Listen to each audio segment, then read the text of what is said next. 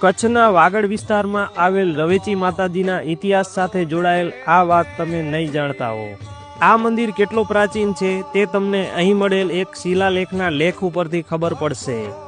રવેચી માતાના મંદિરની વાવમાં આજથી આશરે 750 વર્ષ પહેલા વિક્રમ સંવત 1328નું શિલાલેખ મળી આવ્યું છે, જેમાં પાટણ અધિપતિ અર્જુનદેવ વાઘેલાનો અને તેમના મહામાત્ય શ્રીમાલ દેવનો ઉલ્લેખ છે।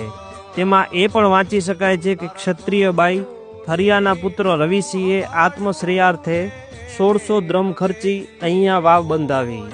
પૂના ઓરિએન્ટલ લાઇબ્રેરીમાં તેનો ઉલ્લેખ જોવા મળે છે। અહીંયા પાંડવો પણ આવી ગયા છે। નોગાપોપાના દીકરી સાંબાઈ માતાએ 200 વર્ષ પહેલા 26,000 કોરી ખર્ચીને રવેચી માતાજીનું મંદિર બંધાવ્યું હતું। રવેચી માતાજીએ જગડુસા શેઠના વહાણ તાર્યા તો દજિયાઓ અને દેદાઓને પરચો પણ આપ્યો। લાખા ફૂલાણીના સમકાલીન ચારણ દાનવીર માવલ સાબાણીને રવેચી માતાજી પ્રત્યે પણ અપાર શ્રદ્ધા હતી।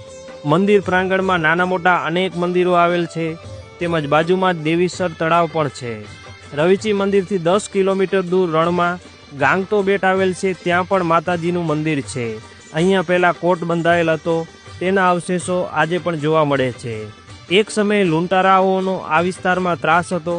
હળદ્રોળના કાનડા નામના લૂંટારાએ માતાજીના મહંતને બાંધી મંદિર